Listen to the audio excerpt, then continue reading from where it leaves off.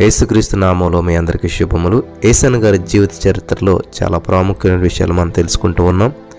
మరి ఆయన పరిచర్య చేస్తున్నప్పుడు కనీసం ఆయన నివసిస్తున్న గుడిసెలో చిన్న దీపం లేనప్పుడు ఎక్కడో పెంట మీద ఉన్న దీపం తెచ్చుకుంటే మరి అది కూడా తీసుకుని పోయారంట.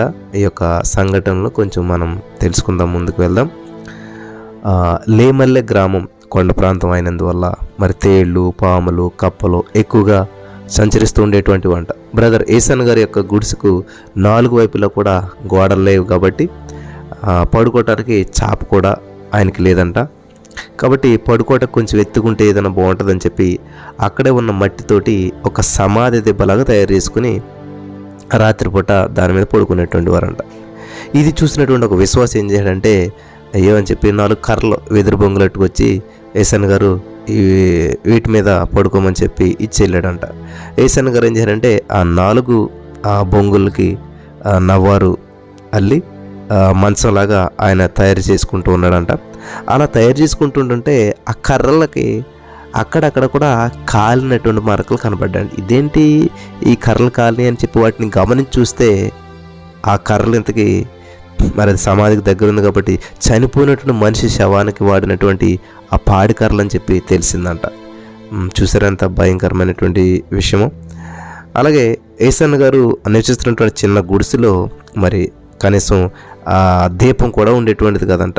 చీకట్లో అలా జీవిస్తుండేటువంటి వాడు ఒక రోజైనా గ్రామాల సువార్త ప్రకటించి నడుచుకుంటూ వస్తున్నప్పుడు సమయంలో ఆ రహదారి పక్కన ఉన్నటువంటి ఆ యొక్క పెంట కుప్పలో పాడైపోయినటువంటి దీపం ముడ్డోడు కనపడిందంట. పాడేసేసారు పెంట మీద కాబట్టి. సరే ఆ దీపాన్ని తెచ్చుకుని కొంచెం బాగు చేసుకుని దాన్ని శుభ్రంగా చేసుకుని కిరోసిన్ వేసుకుని మరి ఒత్తు తగిలించి దాన్ని దీపం వెలిగించుకుని వాడుకోవాలని చెప్పి వెలిగించుకుని ఉన్నారంట. అంతే ఒక రోడ్డు వచ్చాడంట. వచ్చి ఆ దీపం మాది ఇచ్చేసాయి, మాకు కావాలి అని చెప్పి యేసన్న గారిని అడిగాడంట. యేసన్న గారు లేదు, ఇది దీపం చెత్తలో పడింది, చెత్తలో ఉండి దొరికింది కాబట్టి ఇది నేను ఇవ్వను అని చెప్పి యేసన్న గారు అన్నారంట. ఆ కుర్రగాడు వెళ్ళి ఏం చేశాడంటే వాళ్ళ నాన్నగారిని తీసుకుని వచ్చాడంట. వాళ్ళ నాన్నగారిని యేసన్న గారి దగ్గర తీసుకుని వచ్చి ఆ దీపం మాది, ఈ రాత్రికి మాది గేదె ఎంత అది కాబట్టి ఈ దీపం ఉండాలి అని చెప్పి కొంచెం గట్టిగా అడిగి ఆ దీపం అవసరం అని చెప్పి ఆ దీపాన్ని యేసన్న గారి దగ్గర తీసుకుని వెళ్ళిపోయారంట. యేసన్న గారికి బాధ కలిగిన విషయం ఏంటంటే యేసన్న గారి కంటే గేదెకి ఇచ్చినటువంటి ప్రాధాన్యత మరి బట్టి యేసన్న గారు కొంతవరకు ఆ మనసులో బాధపడ్డాడంట. అరే మనుషులకి లేదు విలువ, గేదెలకు ఉన్నదా? పశువుకి విలువ ఇచ్చారు, కనీసం మనిషి చీకటిలో ఉంటాడంటే ఇలా చేశారని చెప్పి కొంచెం బాధపడ్డారంట. ఇలాంటి దుర్భరమైనటువంటి పరిస్థితులు 1977 సంవత్సరంలో దివిసీమలో వచ్చినటువంటి ఆ తుఫాను ఉంది కదండి, ఆ తుఫాను తాకిడికి ఆ ఉన్న గుడిసె కాస్త కూలిపోయిందంట.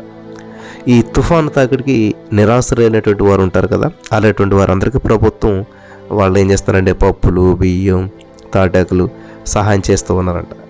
అలా సహాయం చేస్తున్నారని తెలిసి యేసన్న గారు కూడా వెళ్ళి మరి ఆ యొక్క ప్రజలంతా కూడా లైన్లో నుంచి ఉంటారు కదా, ఆ గుంపులోకి వెళ్ళి యేసన్న గారు కూడా లైన్లో నుంచి ఉన్నారంట. లైన్లో నుంచే పొద్దుట 6 గంటలకు వెళ్ళి నుంచున్నాడంట ఆయన. యేసన్న గారు వచ్చేసరికి సాయంత్రం 6 గంటలు అయిపోయిందంట. అంటే ఆల్మోస్ట్ 12 గంటలు నుంచి ఉన్నాడంట. ఇంత చేసి అంత చేసి సరిగ్గా యేసన్న గారు వచ్చేసరికి అధికారులు యేసన్న గారిని చూసి నువ్వు పాస్టర్ గారు కదా, చర్చోళ్ళకి మేము సహాయం చేయం అని చెప్పారంట. యేసన్న గారిని ఒట్టి చేతులతో వెనక్కి పంపించేస్తారంట. ఇలాంటి పరిస్థితుల్లో కూడా మరి యేసన్న గారు ఆ యొక్క విశ్వాసాన్ని ఏమాత్రం కూడా విడిచిపెట్టలేదు. ఆ విశ్వాసం ఏమీ సన్నగిల్లలేదంట. సరే ఇది నా ప్రభు నడిపించేటువంటి మార్గం అని చెప్పి తలుసుకుంటూ ఆ సువార్తను ప్రకటిస్తూ దేవుని మహింపరిచేటువంటి వాడు అంటే యేసన్న గారు. దేవునికి స్తోత్రం. ప్రతిరోజు కూడా ఉదయాన్నే లేచి గ్రామాలకు కాలినడకన వెళ్ళి సువార్త ప్రకటించి అలసిపోయి చీకటి పడి ప్రొద్దుగుంగేటువంటి సమయానికి ఆ లేమల్లె అనేటువంటి అక్కడ ఉన్నటువంటి ఆ గుడిసె దగ్గరికి వచ్చేవాడంట. వచ్చి మళ్ళీ అప్పుడు కట్టె పొలాలన్నీ ఏరుకొని మళ్ళీ కిరోసిన్ దీపం కాంతిలోనే ఆ వంట చేసుకుంటూ తింటూ అలాగా జీవనాన్ని కొనసాగించేటువంటి వారంట.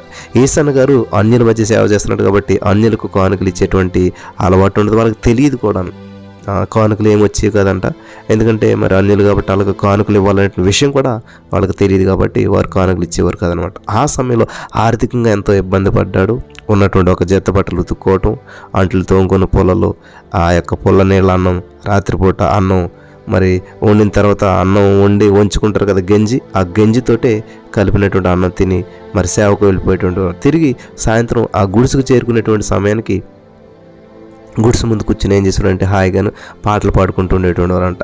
ఆ గుడిసె ముందు నుంచి వెళ్తున్నటువంటి బస్సు దిగి వెళ్ళిన వాళ్ళందరూ కూడా మరి ఆ పాటలకు ఎంతగానో ఆకర్షితులయ్యేవారంట. ఏసన్ గారు మరి వారి యొక్క గ్రామాలకు వెళ్ళినప్పుడు పాటలు పాడించుకునేటువంటి వారంట. కొంతమంది అయితే హేళన చేసేవారు, కొంతమంది దూషిస్తూ అవమానపరిచేవారు. ఒకవైపు అవమానాలు, మరొకవైపు ఆర్థిక సమస్యలు, వీటన్నిటితో ఏసన్ గారు తల్లడిల్లిపోయారంట. కొన్నిసార్లు అన్నం లేకుండా మరి ఉన్న పరిస్థితిలో ఏమీ లేక చింత చిగురు తినేసి ఆయన ఆకలి తీర్చుకునేటువంటి వాడు. కొన్నిసార్లు అయితే ఆ మునగాకు వేయించుకుని తినేటువంటి వాడు. ఈ విధంగా ఏసన్ గారు ఎక్కువ రోజులు పస్తులు ఉండవలసి వచ్చినటువంటి పరిస్థితిలో శరీరం నీరసించిపోయింది. ఇంకా కాళ్ళలో శక్తి లేకుండా వణికిపోవడం ప్రారంభించాయి.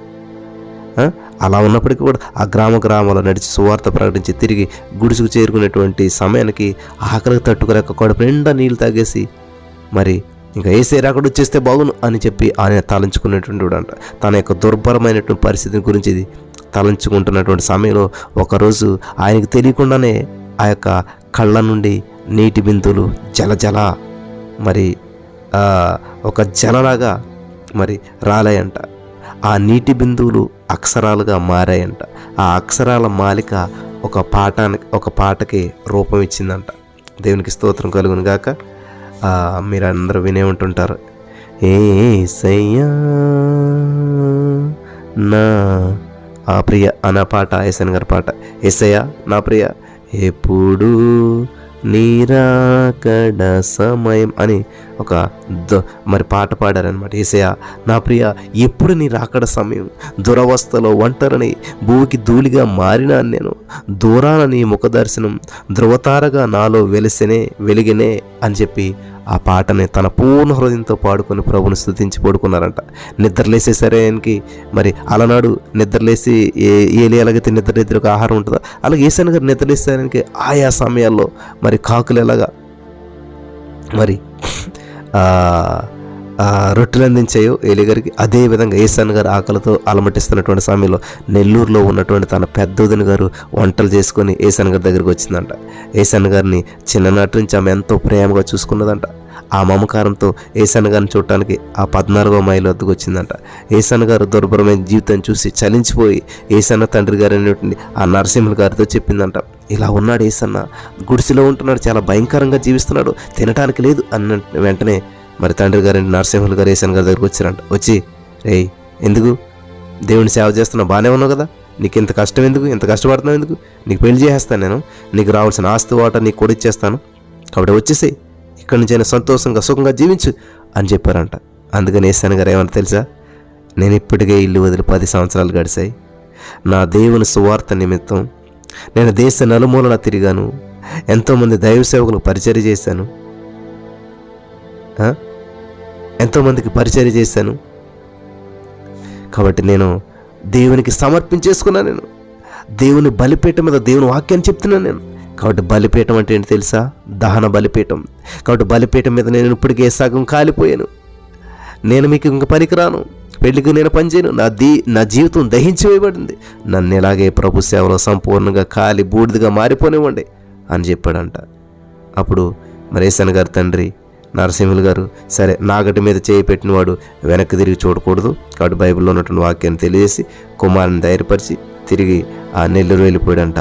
ఆ రోజుల్లో ఎందరో సేవకులు ఏసన్ గారితో కలిసి సేవ చేయడానికి వచ్చారు. కానీ ఏసన్ గారు పడేటువంటి కష్టాలు శ్రమలు చూడలేక కొంతమంది ప్రాణమిత్రులే శత్రువులుగా మారి మరి ప్రాకారం కూల్చివేసి మరీ వెళ్ళిపోయారంట. ఆత్మల రక్షణ పట్ల ఏసన్ గారికి ఉన్నటువంటి మరి ఆ యొక్క హృదయంలో ఆకాశాన్ని అంటినటువంటి ఆశలు అడియాశలు చేశారు. అందరూ కూడా వెనుతిరిగిపోయారు. ఒంటరి బాటలో తోడు ప్రభు పాదాల చప్పుడు అనేటువంటి భావనతో ఏసన్ గారు ఒంటరిగానే సేవను కొనసాగించాడు. మిగిలినటువంటి విషయాలు మరలా వారం తెలుసుకుందాం.